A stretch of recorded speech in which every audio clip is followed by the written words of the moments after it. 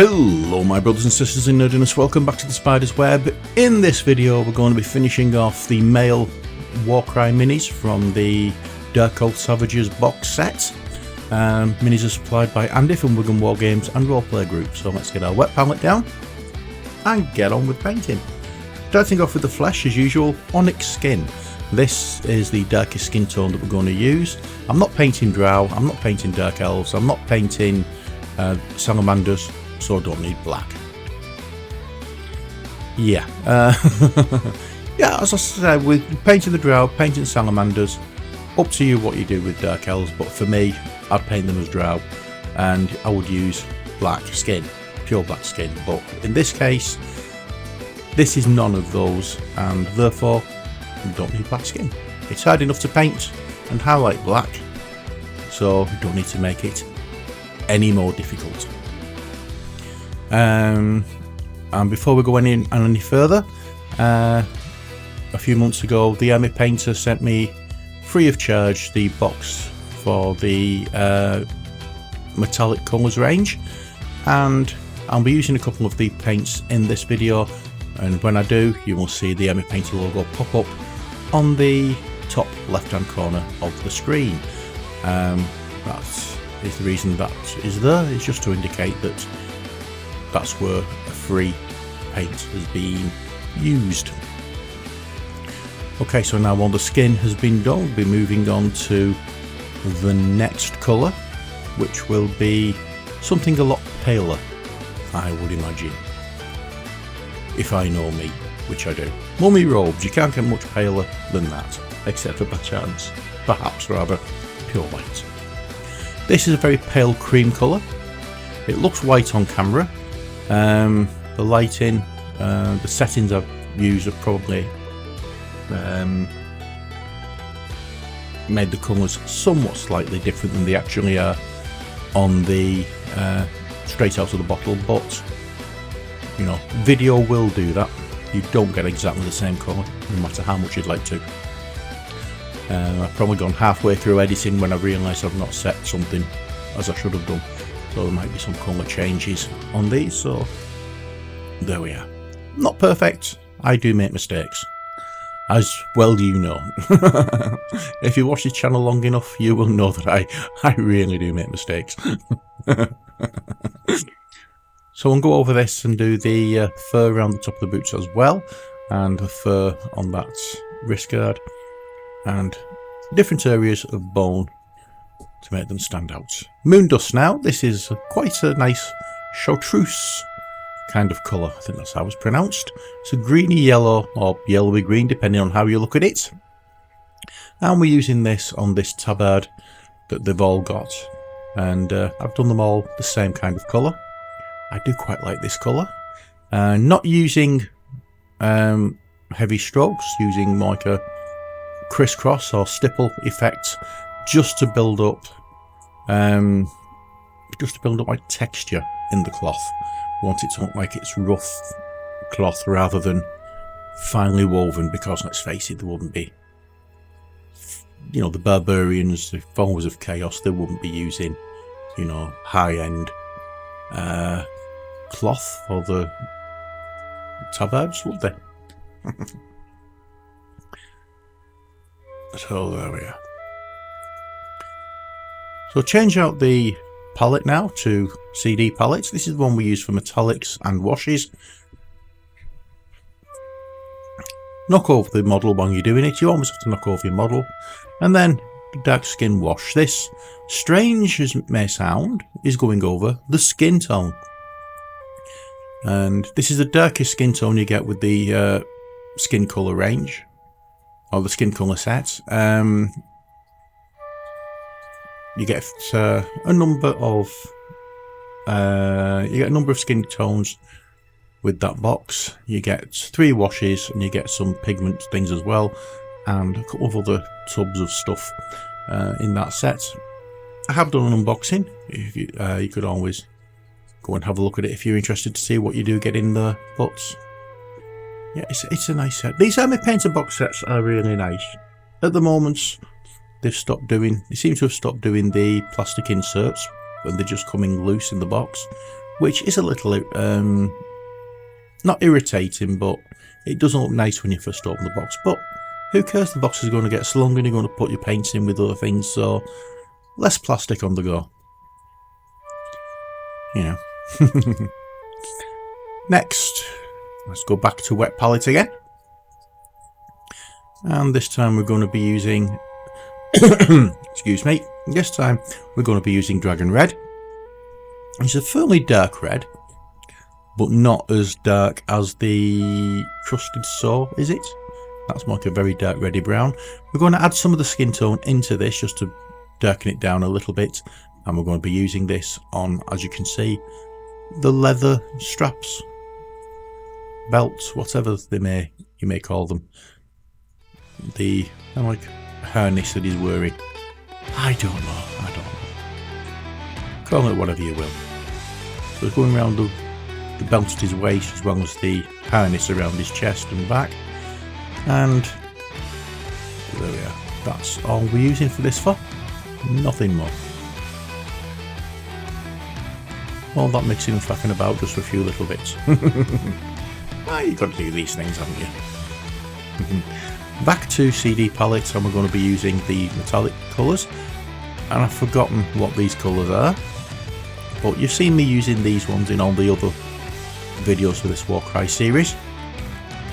The purple in the shadowed areas of the weaponry, and in the highlighted version where the light is going to hit, we'd have green, and it gives it a nice, not necessarily colour shift, but it gives it that effect. I could have used a colour shift paint, but I didn't particularly want to use it in this scenario because some of the weapons are a bit too small to do them justice, so I did it this way instead. Rough iron now, and this is going on all other metal areas, such as the armour panel over his shoulder, his hip, and a few little buckles and things that are on his belts. And I'm not putting this on as a, what you call it, a flat paint job. It's being stippled on over the black, so you do get a little bit of what looks like texture. As you can see there, it's stippled on. Little fine dots. Here I'd probably do it as brush strokes, but not everywhere. And that's that bit done. Going back to wet palette again, we do like moving things around here and there. And unlike the last time, or one of the previous videos, I'm not spilling water. Matte black. This is for his hair. I decided to try some in that red colour, put it on his hair, but it doesn't really stand out too much against his skin, so I'll just go and do it straight into black. And if I remember rightly, I actually forget to highlight this, so I'll probably do that off camera. So you'll see the finished product eventually. Goblin green next, and this is going to go over the wrapping around the handle of the axe and the wrap on his left arm underneath that bit of a shield, that kind of thing, wrist guard. There we are, just that bit. You will see you will see still photographs of this mini at the end of this video as usual, but when we get round to actually doing the bases, which we'll be doing in the next video, you'll see a proper image of these, and hopefully you like them. I sent a photograph to Andy to show him what I've done once they're all finished, and I actually got a 2-word reply from him this time instead of cracking. I can't remember what he put, but it was 2 words instead of 1, so he must really like them. Plate mail metal next, and this we're going to be going over the areas that we painted in the rough iron to highlight to highlight those areas. We're going around the edge of this shoulder, and we're just dotting on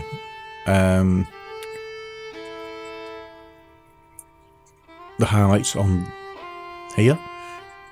These small areas I'll just paint them properly, and this area will just do little dots as well.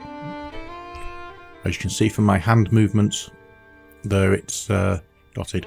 Now just for something different, I'm going to highlight this part here and the very edge of the blade because it's a bigger blade than the other characters. I thought I'd make it stand out just that little bit more, and it's only going on the green parts, it's not going on the purple areas because the purple areas are in shadow and obviously won't get hit by light. Oops, again we knock the mini over because yes, I'm a clumsy so-and-so, and you can see a preview of the paint we're going to be using there. But we're getting down to the skin tones now, and mocha skin. This is the part where we're going to start highlighting everything. Well, highlighting the skin parts, and we're getting fairly near the end of the video. With these skin tones, you really need to make sure that they are given a good shake. They separate fairly easily and fairly quickly, and they are quite runny unless you give them a damn good shake. A vortex mixer is a very good idea to use with these, or something really that can cause a great amount of vibration in them will work wonderfully because as I say, they do separate quite quickly. And if you don't shake them enough, they are very, very watery going on. I've made that mistake a couple of times with these ones. But yeah, this mix between the two of the skin tones sets up the highlights pretty well. You cover most of the muscle area with this, and then as we go on and on, you paint less and less of the muscle area until it's just the top highlight areas, or the top areas of the muscles that gets highlighted, is what I'm trying to say. Oh dear. So then we're going now just straight into the mocha skin, and this is again using smaller and smaller areas to paint on these, and as we get further on into this, we're going to be using less and less strokes. Tiger's eye skin next. This is going to be a much paler than the mocha skin. I'm going to be starting painting using stippling action to give it a rather smooth blend rather than strokes. In a second you're going to see instructions on how you can help the channel, so if you can help in any way, shape or form, then it will be highly appreciated, or greatly appreciated, and very welcome.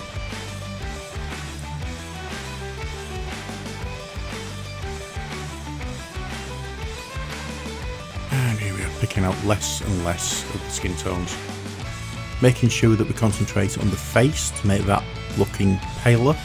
That way the emphasis and the focus will be on his face rather than anywhere else. We always try to get the face looking pale and bright and standing out from the rest of the mini. That way you know, you've got something to focus on. And I always like doing the back as well, because if you're playing these on a board on the tabletop, you want something that you can appreciate as well, rather than just having your opponent appreciate the model. This is the final highlight we're going to be using on this particular skin tone, and is this Jasper skin? Yes it is. I forgot what I was putting down then, and this is where we're using the stipple effect to just smooth out all the blends, and that way it looks a lot smoother than it would if you use just skin tones. Sorry, if you use strokes for the skin tones. I'm getting a bit tongue-tied now, but we're getting very close to the end of the video. Obviously, if you've enjoyed the video and you found anything useful from it, or you got anything useful from it, then just follow one of the instructions for helping out the channel, and again, as I say, it'd be greatly appreciated. But that's it for this video, and I hope you've enjoyed it. Next time we're going to be basing these minis, and then we can start on the female ones. But as I say, hope you've enjoyed it. Until next time, as always, stay safe and take care. God bless, and bye for now.